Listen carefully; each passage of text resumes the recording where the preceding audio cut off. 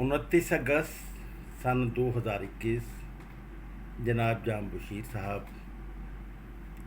और जाम मंडली जामपुर के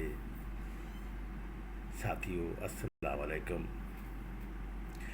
माजरत खा हूँ, कई दिन गए। जनाब जाम बशीर साहब ने मुझे मैसेज भिजवाया था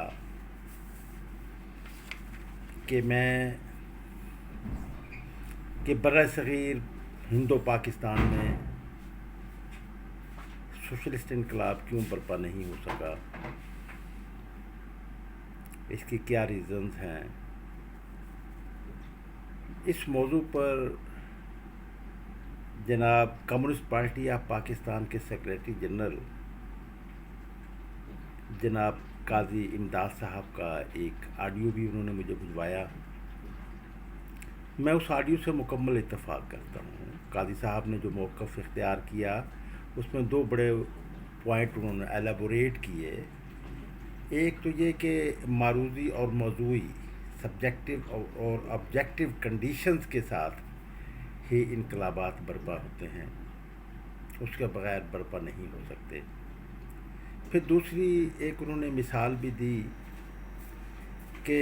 कार्ल मार्क्स ने कहा था अपने एनालिसिस में कि सोशलिस्ट इनकलाब वहाँ पर बर्पा होगा जो मुल्क बहुत ज़्यादा इंडस्ट्रियलिस्ट होंगे, तरक्की याफ्ता होंगे, क्योंकि सनती प्रोलेटारिया का वहाँ पर वजूद होगा और वो सनती प्रोलेटारिया जो है वही ये सरमायादारी निज़ाम के मुकाबले में मुतबादल निज़ाम जो है या अगला फेज़ जो है वो सोशलिस्ट निज़ाम ला सकते हैं। लेकिन उन्होंने कहा कि इन दोनों मुल्कों में इनकलाब बर्पा नहीं हो सका कि सब्जेक्टिव और ऑब्जेक्टिव कंडीशंस वहाँ पे फुलफ़िल नहीं होती थी। लेकिन रूस में वी.आई. लेनिन इनकलाब लाने में कामयाब हो गए। मैं इतना इजाफ़ा ज़रूर करता जाऊँगा कि वी.आई. लेनिन ने कार्ल मार्क्स से इख्तलाफ किया था एनालिसिस से। Karl Marx VI. लेनिन का कहना ये था कि बरतानिया और फ्रांस में इनकलाबात नहीं आएंगे। उसकी वजह लेनिन ने ये बताई, बल्कि आदाद शुमार दिए थे कि पर कैपिटा उनकी कॉलोनीज़ के कितने मज़दूर जो हैं वो उनकी आबादी से कंपेयर किया था कि बरतानिया और की आबादी में इतने। मसलन बरतानिया के बारे में उन्होंने कहा था कि 85 के करीब जो हैं वो कॉलोनी के जो आबादी है उनके वो अफराद उनके हिस्से में आते हैं। फिर उन्होंने कहा था कि वहाँ पर जो सरमायादारी निज़ाम जारी है तो इम्पेरियलिज़म का, कि वो इतनी दौलत इकट्ठी हो जाती है कि वहाँ का जो मज़दूर है उसे वो काफ़ी मराहत दे देते हैं, वेजेस ज़्यादा दे देते हैं। तो इसलिए वो प्रोलेटारिया जो है सनती प्रोलेटारिया इन मुल्कों के वो इनकलाबात नहीं लाएंगे। फिर लेनिन को वो ऑब्जेक्टिव कंडीशंस और सब्जेक्टिव कंडीशंस जो फुलफ़िल हुई, जो वी.आई. लेनिन को मिली लेनिन में रूस में, तो वो ये थी कि जंग अज़ीम अव्वल जो हुई थी उस जंग के असरात जो थे, और वी.आई. लेनिन का कमाल ये था कि वो जलावतनी के दिनों में अपने इनकलाबी अखबार के ज़रिए से लोगों में ये बात प्रीच कर रहा था, जबकि रूस का नेशनलिज़म बहुत ज़्यादा स्ट्रॉन्ग था। उन दिनों से उसने शुरू किया। शुरू में वी.आई. लेनिन को गद्दार कहा गया कि ये रूसी कौम का गद्दार है जो ये जंग की मुखालफत कर रहा है और ये बता रहा है कि ये रूसी अशराफिया की लड़ाई है और एक दौलत की तकसीम के हवाले से जो कॉलोनीज़ का हवाला है। तो उसका वी.आई. लेनिन का ये भी कहना था कि इसका ज़्यादा से ज़्यादा बेनिफिट जो है ये हुक्मरान तबका रूस का उठाएगा, जबकि आवाम के हिस्सों में अलमनाक अमवात आएंगी, हलाकतें आएंगी, अलमनाक बीमारी आएगी اور حد درجہ مہنگائی آئے گی، بے روزگاری آئے گی۔ شروع میں تو روسی عوام نے ساتھ نہیں دیا اس نیریٹو سے، جو کہ اپنی بالشوک پارٹی کے ذریعے سے جو روسی عوام کو بتانے کی کوشش کرتے تھے۔ لیکن پھر بعد میں جب جنگ کے وہی حالات سامنے آئے تو پھر عوام یقین کرنے لگے۔ تو یہ ایک کیفیت آئی۔ تو ایسی کیفیت، اب بیسک کویسچن تو یہ ہے جو کہ جس پر میں نے بات ڈال دی ہے، یہ تو ضمن میں بات آ گئی، ایک حوالے کے بات آ گئی۔ جناب قاضی امداد صاحب نے اس پہلو پر اس میں روشنی نہیں ڈالی تھی اپنے مختصر آڈیو میں، لیکن خوب بات کی انہوں نے، تو سائنٹیفک بات کی۔ تو اب بات یہ ہے کہ ہمیں کمپیئر یہ کرنا ہے کہ روس میں انقلاب تو آ گیا، لیکن انڈیا میں کیوں نہیں آ سکا، اور پھر پاکستان میں کیوں نہیں آ سکا۔ میں یہ کہوں گا کہ اس میں کچھ کوتاہیاں بھی ہوئیں۔ یہ ٹھیک ہے کہ برّ صغیر ہندوستان کی زمین جو ہے یہ بیرونی حملہ آور وہاں پر آ کر جذب ہوتے رہے، اور یہاں پر پھر یہ ایک طاقتور خیال عوام میں انجیکٹ ہو گیا نفسیاتی طور پر، اور کیا بھی گیا کہ یہ بیرونی حملہ آوروں کو ویلکم کہتے ہیں، ان کو ہیرو مانتے ہیں، اور اپنی دھرتی کے لوگوں کو ہی مانتے ہیں۔ اور اگر ہے اپنی دھرتی کے لوگوں کو ہیرو ماننا، انڈیا میں وہ یہ نیریٹو کمزور ہے، جبکہ دوسرا نفسیاتی طور پر طاقتور ہے کہ آپ دیکھیں کہ مسلمان جو ہیں ان کے ہیروز جو ہیں وہ عرب ملکوں سے تعلق رکھتے ہیں، اپنے ہاں سے وہ ہیرو ہم کم پیدا کرتے ہیں یا مانتے نہیں ہیں، مانتے تو ہیں لیکن وہ باہر کے لوگوں کو ویلکم کہتے ہیں۔ تو اس سرزمین کے حوالے سے یہ بات رہی۔ پھر یہاں پر وسائل جو تھے خوراک پیدا کرنے کے وہ بڑے آسان تھے، تو اس حوالے سے انڈیا میں وہ انقلابات آپ دیکھیں کہ انڈسٹریل انقلاب نہیں آ سکا، اور اس کے بعد پھر انڈسٹریل انقلاب کے بعد ہی سوشلسٹ انقلاب آنا تھا، وہ نہیں۔ کبھی کبھی اچھا اس سے پھر یہ ایک خیال تقویت پا گیا کہ یہ زمین جو ہے یہ انقلابات کی زمین ہے ہی نہیں، جس سے کہ سامراجیت کو بہت فائدہ پہنچا، کیپٹلزم کو بہت فائدہ پہنچا، لوگوں میں یہ ایک ترقی پسند لوگوں میں بھی یہ باتیں موجود ہیں۔ تو میں یہ سمجھتا ہوں، ہاں اس سے پہلے میں ایک بات بتا رہا تھا کہ ہمارے ہاں یہ ضرور رہا کہ نیشنل ہیروز بھی، مثلا دیکھیں کہ ہمارے ہاں ہندو میتھولوجی میں ایک کالی دیوی کا ذکر آتا ہے، تو کالی دیوی جو تھی یہ غریب طبقے کی بیٹی تھی، مرد بیرونی حملہ آوروں سے بھاگ گئے، لیکن یہ کالی دیوی اپنی نسوانی حسن کے ساتھ آرینز کے خلاف لڑی، سیکس ویپن استعمال کیا اور بہت سے آرینز قتل کیے۔ تو وہ جو اس حوالے سے اس نے کارنامہ انجام دیا تو وہ ہندوؤں کی دیوی بن گئی، غریب ہندوؤں کی۔ وہ آج بھی اس کے پیچھے جو داستان ہے وہ ہمارے ہاں، کیونکہ اس سے اوپر پھر پردے ڈال دیے جاتے ہیں، اپر کلاس جو ہے وہ پردے ڈال دیتی ہے، اور پھر ہم تحقیق میں جانے کی بجائے ہم صرف اوپر سے وہ بات۔ تو میں یہ تو ضمن میں بات آئی، تو بات یہ آئی کہ تاریخ نے بہت یہ انڈیا کو بھی دیے اور پاکستان کو بھی دیے کہ یہاں پر سوشلسٹ انقلاب برپا کیا جا سکتا ہے، لیکن کوئی ایسی کمیونسٹ پارٹی یا سوشلسٹ پارٹی اتنی فعال اور لیڈرشپ اتنی فعال نہیں تھی کہ وہ اس موقع پر جب کہ لوگ موٹیویٹ ہوتے ہیں، ہونے کے لیے تیار ہوتے ہیں، وہ ہٹ کر کے لوگوں کے اس لہر کو، موجودہ نظام کو ختم کر دیتے ہیں، جس طرح وی آئی لینن نے کیا تھا۔ وی آئی لینن نے تو وہ بہت لیڈرشپ کا بڑا کمال ہوتا ہے، تو وہ اتنی بڑی لیڈرشپ تھی کہ ایک موقع پر وہ تقریر کرتے ہوئے انہوں نے اپنے عزم، جو کہ سائنٹیفک سوچ کے حوالے سے تھی،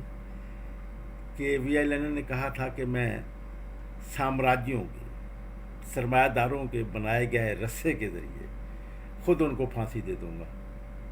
کمال تو یہ ہوتا ہے. تو پاکستان میں بھی ایسے بہت سے چانسز ملے میرے ساتھیوں، یہاں پر مواقع آئے، لیکن سیاسی جماعت کا، وہ سیاسی جماعت جو کہ انقلاب سے لے چلے آگے، اور وہ لیڈرشپ جو کہ پراپر ہٹ کر سکے، وہ ہمارے ہاں اس کا مفقود رہا. اور اگر کوئی لیڈرشپ آئی، جیسا کہ بعد میں ذوالفقار علی بھٹو نے اعتراف بھی کیا، تو اب میں اب مواقع آپ کو بتانے کی کوشش کروں گا کہ کب کب انقلاب لایا جا سکتا تھا.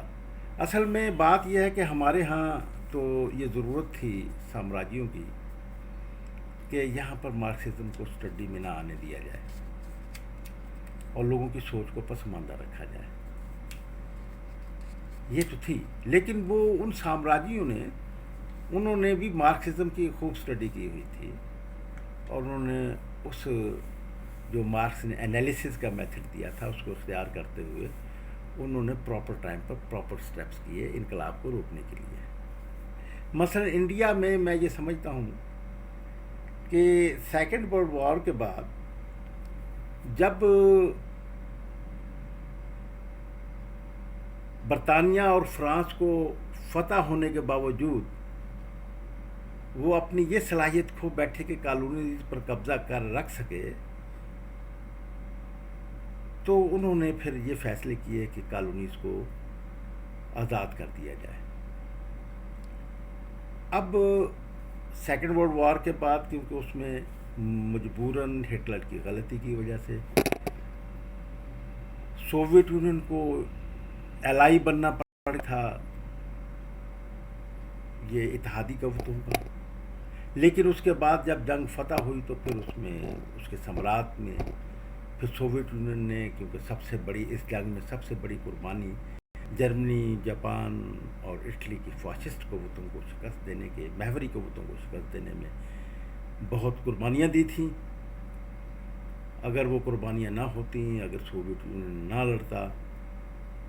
تو پھر اتحادیوں کو شکست ہو جاتی. تو اس میں جب پھر جنگ ختم ہوئی تو اس کے ثمرات کے حوالے سے پھر وی آئی اسٹالن پہ جو ذمہ داری عائد ہوتی تھی اس لیڈرشپ پر، انہوں نے پھر ایک بیٹھ کر پھر ان کے ساتھ گیو اینڈ ٹیک کے حوالے سے سارے معاملات ہوئے. مثلا اصول یہ طے پایا تھا کہ مشرقی جرمنی، جہاں جہاں جن ملکوں میں، جس میں شمالی کوریا بھی ہے، کہ سوویت یونین کی فوجوں نے فتح کیا ہے، وہ سوویت یونین نے وہاں پر ٹرانسفر آف پاور جو تھی وہ اپنی لائک مائنڈیڈ جماعتوں کو، پارٹیوں کو دی ٹرانسفر آف پاور کی، جیسے مشرقی جرمنی اور شمالی کوریا میں. اس کی مثالیں ہیں. تو اس طرح پھر اس خطے کے بارے میں بھی ایک تقسیم ہو گئی. پاکستان کے قیام کے بارے میں جہاں یہ کہا جاتا ہے کہ یہ امریکہ اور نئے ابھرتے ہوئے سامراج اور سامراجوں کی، پاکستان زیادہ ان کے لیے مفید تھا بنانا، اس لیے بنایا گیا. وہاں پر اس پر سوویت یونین نے بھی اس کو تسلیم کیا کہ پاکستان ہندوستان ڈیوائیڈ ہو جانا چاہیے. ناظرین کرام، جو ایک اصل بات ہے جس پر کہ آپ دیکھیں کہ انہوں نے کتنا کمال وہ کیا کہ جنگ کے فوراً بعد اعلان کیا تھا برطانیہ نے کہ ہم ہندوستان کو آزادی دے دیں گے جون سن 1948 میں، لیکن انہوں نے ایک سال پہلے کر دیا.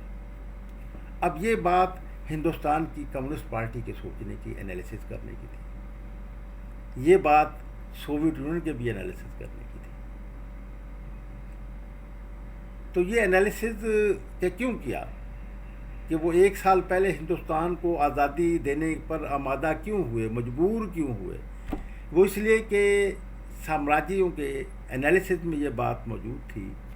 کہ جغرافیائی حوالے سے جو موجود ہم جدوجہد کر رہے ہیں، ان کی جدوجہد کامیاب ہو جائے گی. وہ پورے چین پر سن 48 میں قبضہ کر لیں گے، میں کامیاب ہو جائیں گے. اور پھر وہ جو ہی قبضہ ہوگا تو ہندوستان میں جو کمیونسٹ پارٹی جو ہے وہ عوام جو ہیں وہ یہ جو بورزوا پارٹیاں ہیں، کانگریس تھی، مسلم لیگ تھی، کہ یہ پارٹیاں جو ہیں ان کی لیڈرشپ ڈسکارڈ ہو جائے گی تیزی سے، یا ڈسکارڈ ہونا شروع ہو جائے گی۔ اور آپ دیکھیں کہ ایک بہت بڑا واقعہ جو اس سارے خطے کو سمندری حوالے سے برطانوی سامراجی کنٹرول میں رکھنے کے لیے بمبے ہیڈ کوارٹر تھا، نیول ہیڈ کوارٹر۔ تو بمبے نیوی میں سٹرائک ہو گئی تھی 46 میں، وہ ایک واقعہ بنا، فوراً یہ ٹائمنگ کو جو برطانیہ نے ٹائمنگ تبدیل کی، وہ یہ کہ وہ ہڑتال جو کی تو ان کے یہ تھے کہ انڈیا چھوڑ دو، آزاد کرو انڈیا کو۔ تو اس میں 3 فلیگ لہرائے گئے تھے، 3 فلیگ، ایک آل انڈیا کانگریس کا، ایک مسلم لیگ کا، ایک درانتی ہتھوڑے کا، محنت کشوں کا، کمیونسٹ پارٹی کا، سرخ۔ یعنی وہ ریپریزنٹیشن تھی ہندوستان میں پولیٹیکل پارس کی، کہ عوام کی پولیٹیکل پارس کیا ہے۔ تو یہ تھا وہ کہ انہیں فیصلہ کرنا پڑا کہ 1 سال پہلے، تو پھر یہ سارے کچھ دوسرے بھی سازشی معاملات ہیں، لیکن اس میں یہ سمجھتا ہوں کہ ہمارے یہاں لیڈرشپ کی بھی کہ وہ رول ادا نہیں کر سکی۔ اور یہ ٹھیک ہے کہ کچھ جو خطے کے حالات ہوتے ہیں اس کی اپنی نفسیات بھی ہوتی ہے، تو ہندوستان کی میں اتنے بڑے بڑے انقلابات نہیں ملتے، یہاں ارتقاء کا عمل، دھیما دھیما ارتقاء کا عمل بہت چلا ہے۔ آپ دیکھیں پھر اس کے بعد پھر پاکستان میں ایسٹ پاکستان کا وہ بحران آیا تھا، آپ دیکھیں کہ ویتنام کے ساتھ ہی ایسٹ پاکستان کو وہاں پہ جو طبقاتی اویئرنیس بہت زیادہ ہو گئی تھی، تو اس طبقاتی اویئرنیس کے حوالے سے سوشلسٹ اثرات مرتب ہو رہے تھے۔ پھر چین کے حالات کہ آپ دیکھیں کہ چین ابھرتا ہوا ایگریسو چین تھا، جو چاہتا تھا کہ دنیا بھر میں سوشلسٹ انقلابات کامیاب ہوں۔ آج تو اگرچہ نہیں ہے، آج تو ان کی پالیسی بدل گئی ہے، اس پر میں پھر کسی وقت آپ کی خدمت میں اپنے انالیسز پیش کروں گا۔ ویسے تو جناب جام بشیر صاحب نے ایک بہت خوبصورت سوال کیا تھا اور مجھے ہی بھیجا تھا انہوں نے، کہ یہ کیا وجہ ہے کہ چین نے کسی پاکستان کی کمیونسٹ پارٹی، سوشلسٹ پارٹی کو دعوت نہیں دی، اپنی کمیونسٹ پارٹی آف چائنا کے 100 سالہ جو تقریب تھی سالگرہ کی، اس میں جماعت اسلامی کو دے دی، مولانا فضل الرحمان کو دے دی، باقی بورژوا پارٹیوں کو بھی دی، جو کہ پاکستان میں انقلاب لانے کی حامی نہیں بلکہ موجودہ نظام کو جاری رکھنے کی حامی ہیں، جس میں یہ کہوں گا کہ مسلم لیگ نون تو ہے ہی موجودہ حالات کو، نظام کو جاری رکھنے والی، لیکن پیپلز پارٹی جو اگرچہ سوشلسٹ منشور رکھتی ہے لیکن وہ موجودہ نظام کو جاری رکھنا، اس کے سارے اس سلسلے میں یہ ہے۔ ذوالفقار علی بھٹو کے زمانے میں کچھ تبدیلیوں کی جانب آگے بڑھے تھے، لیکن اس کے بعد تو پھر جب پاور میں آئے تو وہ تو گماشتگی کا عمل رہا اور اس نظام کو جاری رکھنے کا عمل رہا، اور اس میں سوشلسٹ منشور کو بر نکال نہیں سکے، لیکن اس کے مطابق کوئی ایسی جدوجہد نہیں کی گئی۔ وہاں پر الیکٹیبل پر انحصار کیا گیا، ورکرز کو بھٹو شخصیت پرستی کے حوالے سے صرف وہاں تک محدود رکھا گیا کہ وہ لوگوں کو موٹیویٹ کر کے ووٹ دلوا سکیں۔ اس سے آگے اقتدار جو تھا وہ تو اشرافیہ کو ہی دیا، الیکٹیبلز کو دیا، وہی اسمبلی میں جاتے رہے۔ وہ اس لیے کہ انہوں نے سامراج کے ساتھ ہی مل کر جہاں پر اپنا ایک اقتدار کا رول لینا تھا، ذمہ داری لینی تھی، تو یہ ان کی ضرورت تھی، چنانچہ انہوں نے اپنے آپ کو مربوط انقلاب سے نہیں بلکہ اس سے کیا۔ تو پاکستان میں ایسی سیاسی جماعتوں کی کمی رہی۔ پھر یہ ہے کہ حالات کے مطابق، معروضی حالات کے مطابق لیڈرشپ کا کمال ہوتا ہے۔ مثلا دیکھیں کہ تاریخ ہمیں واقعہ بتاتی ہے کہ بائبل مقدس میں موجود ہے، قرآن مجید میں بھی اس کا ذکر آتا ہے کہ حضرت موسیٰ علیہ السلام یہودی بنی اسرائیل میں یہ جذبہ پیدا کرنے میں کامیاب ہو گئے کہ ہمیں آزاد ہونا چاہیے، لیکن وہ اتنے ذہنی طور پر غلام تھے کہ آزادی کا بوجھ اٹھانے کے لیے تیار نہیں تھے، انہیں یقین ہی نہیں تھا نسل در نسل غلامی میں چلے آنے والے بنی اسرائیل کو کہ ہم آزاد بھی ہو سکتے ہیں۔ چنانچہ قرآن مجید میں آتا ہے کہ اے موسیٰ جا تو اور تیرا خدا ہی لڑے۔ جب حضرت موسیٰ علیہ السلام کو یہ ادراک ہوا کہ بنی اسرائیل میری قوم آزادی کے لیے لڑنے کے لیے تیار نہیں، حالانکہ جیت سکتے ہیں، تو پھر انہوں نے ایک ماہرانہ انداز میں کمال لیڈرشپ معلوم ہوتی ہے کہ انہوں نے پھر یہ کہا کہ اچھا لڑ نہیں سکتے، بھاگ تو سکتے ہو۔ اب یہ بات جو تھی وہ پوری قوم کی سمجھ میں آ گئی کہ ہمیں بھاگ جانا چاہیے، لیکن قیادت کو پتہ تھا کہ حضرت موسیٰ علیہ السلام کو نظام جو غلاموں کے کندھوں پہ ٹھہرا ہوا ہے، یہ جو ہی بھاگے ہجرت کریں گے چلے جائیں گے تو وہ نظام زمین بوس ہو جائے گا، پھر اس نظام کے مالک غلاموں کو پکڑنے کے لیے آئیں گے، پھر ایک کشمکش ہوگی، پھر لڑائی شروع ہوگی، بس پھر ایک اعتماد بحال ہونا شروع ہو جائے گا۔ پاکستان میں دیکھیں کہ وہ جو میں یہ سمجھتا ہوں کہ سامراجی قوتیں زیادہ بہتر سائنٹیفک انالیسس کرتی رہی ہیں، نسبتاً ہمارے ہاں نظریاتی ہونے کے ساتھ ساتھ ہمیں وہ جو شطرنج کی چال ہے پولیٹیکل بساط کی، اس کے لیے بھی ہمارے لیڈرشپ کا بڑا باخبر ہونا ضروری ہوتا ہے، سیاسی کارکنوں کا بھی بہت ضروری ہوتا ہے۔ تو آپ دیکھیں کہ مشرقی پاکستان میں جب طبقاتی اویئرنیس زیادہ تھی تو اس سے سوشلسٹ ہونے کا پورا امکان پیدا ہو گیا تھا، تو وہاں پر امریکیوں نے، عالمی سامراجی قوت نے یہ ضروری سمجھا کہ قومی تحریک کو، بنگلہ قومی تحریک کو سپورٹ کیا جائے، چنانچہ انہوں نے ایسے ہی اقدامات کیے کہ اب یہ تاریخ کا مطالعہ بہت ضروری ہے کہ کیسے امکانات پیدا کیے گئے کہ وہاں پر قومی تحریک کی لیڈرشپ جو ہے وہ شیخ مجیب الرحمان کی، وہ اگرتلہ سازش کیس کا میں حوالہ دوں گا کہ وہ جو ایوب خان کے زمانے میں کیا گیا، اس میں ایف آئی آر میں شیخ مجیب کا نام ہی نہیں، بلکہ الطاف گوہر کے کہنے پر، الطاف گوہر جو سیکریٹری انفارمیشن تھے اور بڑا پلر تھے ایوب حکومت کا، کہ انہوں نے مشورہ بھی دیا تھا ایوب خان کو کہ شیخ مجیب کا نام نہیں ہے، شیخ صرف نام ہے، تو اس کو پھر نہ اس کو ٹرائل کریں۔ یحییٰ خان قائل بھی ہو گئے تھے، لیکن دوسرے دن امریکی پلاننگ کے مطابق وہ آئے، کیونکہ قومی تحریک کو ایک ہیرو کی ضرورت تھی، فیوچر کی قومی تحریک کو، چنانچہ شیخ مجیب الرحمان کا نام رکھوایا گیا۔ اب اس میں ہمارے ہاں میں یہ سمجھتا ہوں کہ یہ لیڈرشپ کا کمال ہوتا ہے کہ وہ تمام باتوں کو مد نظر رکھتے ہوئے انقلاب، اس میں میں یہ سمجھتا ہوں کہ ہماری لیڈرشپ کی سنسیریٹی جو تھی اور پھر ایکٹیونیس، اور یہ ایک وجہ رہی کہ ہمارے ہاں لیڈرشپ اور پھر ویسے پارٹی کو آرگنائز نہ کر سکنا۔ آپ دیکھیں کہ ہمارے ہاں ایسے بہت سے لوگ پیدا ہوئے جنہوں نے مسلح جدوجہد، لیکن وہ مسلح جدوجہد کی صورت جو تھی وہ گریلا وار کی نہیں تھی، وہ یہاں پر جو تھی وہ ٹیررسٹ کی ہو گئی۔ عوام میں اگر یہ شروع کر دی جاتی تو وہ بات برٹش امپائر کے خلاف، پھر پاکستان میں بھی ایسے جو چانسز آئے، مثلا یہ ادراک ہونا چاہیے تھا ہماری لیڈرشپ کو کہ بنگلہ دیشی جو بنگلہ دیش موومنٹ ہے، قومی موومنٹ، یہ کامیاب ہو جائے گی، اس لیے کہ اس وقت کے سوویت یونین تو اصولاً قومی تحریکوں کی آزادی کا حامی تھا،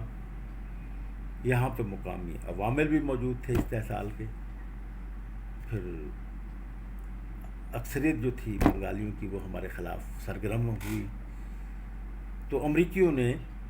ایسٹ پاکستان کو سوشلسٹ اسٹیٹ بننے سے بچانے کے لیے اور انڈیا نے یونائٹڈ بنگلہ دیش، سوشلسٹ بنگلہ دیش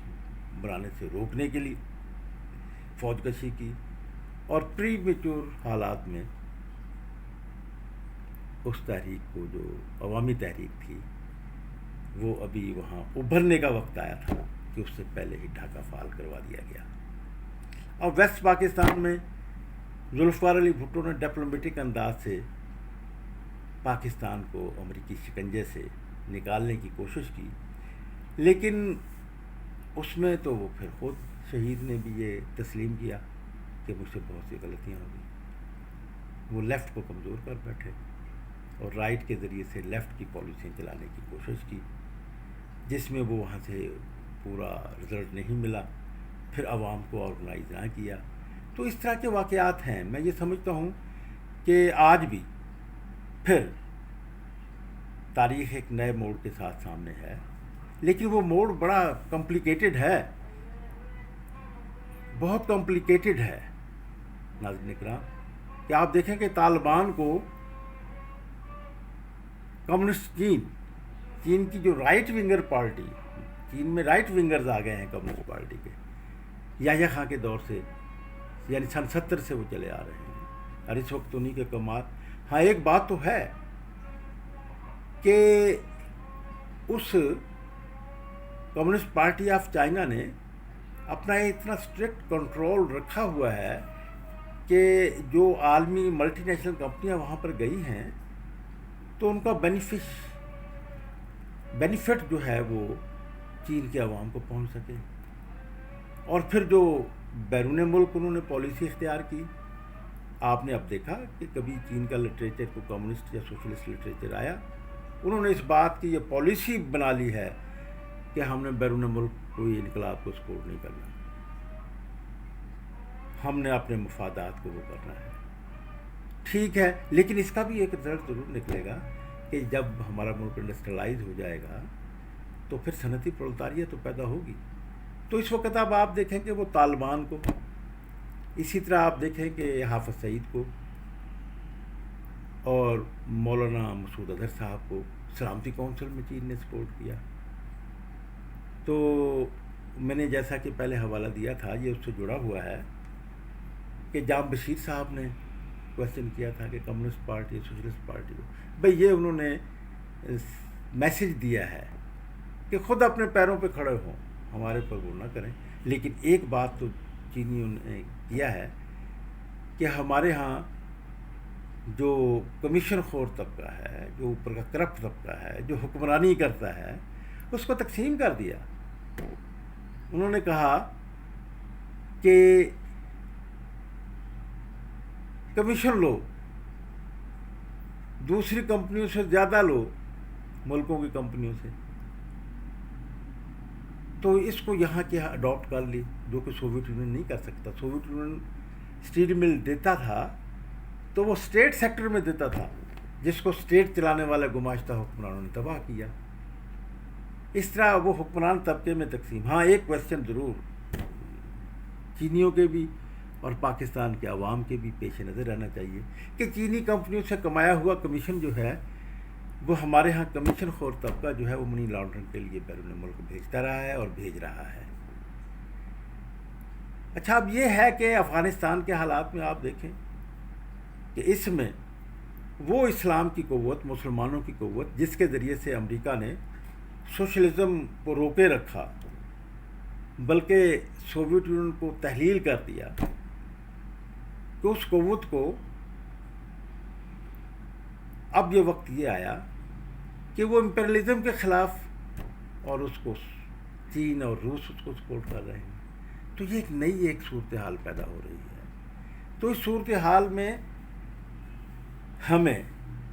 اس بات کو مد نظر رکھنا چاہیے کہ ایک عالمگیر انقلاب کی طرف ہم بڑھ رہے ہیں،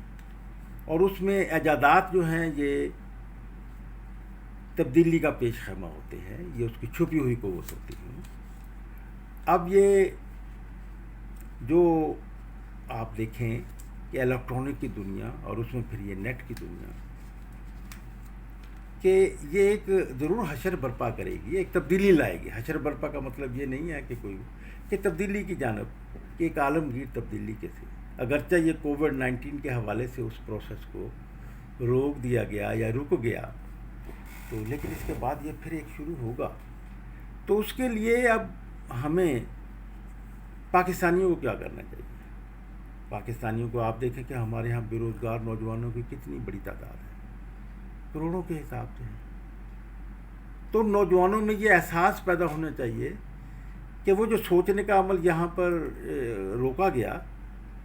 وہ سوچنے کے عمل کو شروع کر دیا جائے، لوگوں میں یہ احساس پیدا کر دیا جائے کہ آخر امریکہ نے، جو اب خود وہ امریکی بھی کہہ رہے ہیں اور شہزادہ محمد بن سلمان بھی کہہ رہا ہے کہ ہم نے سوشلزم کو روکنے کے لیے مدرسوں اور مسجدوں کو بھاری فنڈنگ کی، اور جب طالبان کا عروج ہو رہا ہے، جب پاکستان میں پھر وہ جو مدرسے جو موجود ہیں ان کی لیڈرشپ جو ہے وہ اسٹرانگ ہوگی، کہ اس میں ہمیں کیا کرنا چاہیے، کہ یہ ایک سوچنے والی بات ہے۔ اس میں ہمیں، جب ایک مذہب کلچر کی حیثیت اختیار کر جاتا ہے تو پھر اس کلچر کے پہلو کو بھی سامنے رکھ کر بات کو آگے کرنی چاہیے، ہمیں اس بات کو آگے بڑھانا چاہیے۔ قرآن مجید کی ایک حکم ہے کہ دیکھیں، قرآن مجید میں دونوں حکم آتے ہیں، ایک حکم آتا ہے کہ زکوٰۃ دو، صدقہ دو، خیرات دو، یہ تو ہے فیسیلیٹیٹ کرنے والے غریب طبقوں کو، لیکن ایک اور حکم بھی آتا ہے، وہ بڑا زبردست حکم ہے، جس کو چھپائے رکھا، جس کو ہم آگے نہیں بڑھا سکے، اور جس کو ایک سوسائٹی میں وہ معروضی قوتیں جو ہیں وہ موجود نہ ہونے کی وجہ سے یہ بات نہیں ہو سکی، وہ ہے سورہ بقرہ میں بات آتی ہے قل العف، کہ اے نبی پوچھتے ہیں کیا خرچ کریں، انہیں کہہ دیجیے جو ضرورت سے زائد ہو۔ تو سوشلزم اور کمیونزم یہی تو ہے، اور سائنٹیفک اس طرح ہے کہ اسے پرولتاریہ، صنعتی پرولتاریہ لاتی ہے۔ تو اب وہ صنعتی پرولتاریہ کی طرح یہ جو ایولیوشن ہوا ہے نیٹ کے حوالے سے، الیکٹرانک کے حوالے سے، اس کو ہمیں یوٹیلائز کرنا چاہیے، ہمیں پراپر ٹائم پر پراپر ہٹ۔ ابھی تک آپ دیکھیں کہ ہمارے ہاں اب یہ صورتحال، افغانستان کی صورتحال میں ہمارے ہاں جو لیفٹ ہے، سوشلسٹ ہیں، وہ اس مخمصے میں پھنسے ہوئے ہیں کہ طالبان کی مخالفت کرتے ہوئے وہ کمفرٹ محسوس کر رہے ہیں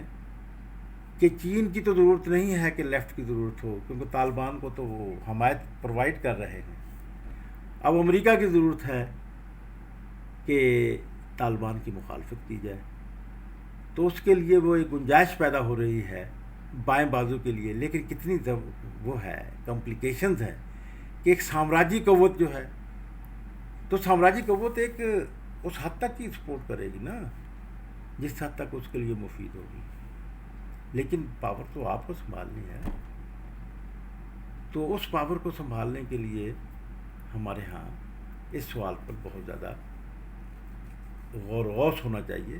یہ ٹھیک ہے کہ پاکستان کی سرزمین جو ہے، اس کے بارے میں جو یہ ایک تاثر قائم کیا گیا ہے کہ ہندوستان، پاکستان کی زمین جو ہے یہ انقلابات کی زمین نہیں ہے، یہ زمین ارتقاء کی زمین ہے، اس کا سب سے زیادہ فائدہ سامراجی قوتوں نے اٹھایا اور وہ اس کو جاری رکھیں گے۔ اس کو بھی توڑنا بہت ضروری ہے، اس مت کو توڑنا ضروری ہے کہ نہیں، ہندوستان کی سرزمین بھی انقلابی سرزمین بنائی جا سکتی ہے، پاکستان کی سرزمین بھی جو ہے یہ انقلابی زمین بنائی جا سکتی ہے، لیکن اگر ارتقاء کی رفتار کہ ہائیسٹ سٹیج جو ہوتی ہے وہی انقلاب ہوتا ہے، تو ہمیں اس پہلو سے آگے بڑھنا چاہیے۔ میں آپ لوگوں کا شکر گزار ہوں، مجھے امید ہے کہ میری وضاحت پھر میں قاضی امداد صاحب کی حوالے سے بات کروں گا کہ معروضی کے سبجیکٹو کنڈیشن اور آبجیکٹو کنڈیشن، آبجیکٹو کنڈیشن پہ ہی جب مل جاتے ہیں، ان کے تقاضا مکمل ہوتا ہے، تو ریولیوشن اس وقت ہی لانا ممکن ہوتا ہے۔ اب پاکستان میں یہ ایک صورتحال پھر جو ہے ایک نئی صورتحال پیدا ہو رہی ہے، تو اس کو بہت سنجیدگی سے آنے والے وقت کی تیاری کرنی چاہیے۔ وی آئی لینن نے ٹھیک یہ کہا تھا کہ جب کوئی تحریک چلتے چلتے رک جائے تو پھر نئی تحریک کی تیاری کرنی چاہیے۔ وہ موزوں ترین ٹائم ہوتا ہے نئی تحریک کا، کہ پاکستان بھی اسی صورتحال سے دوچار ہے۔ السلام علیکم۔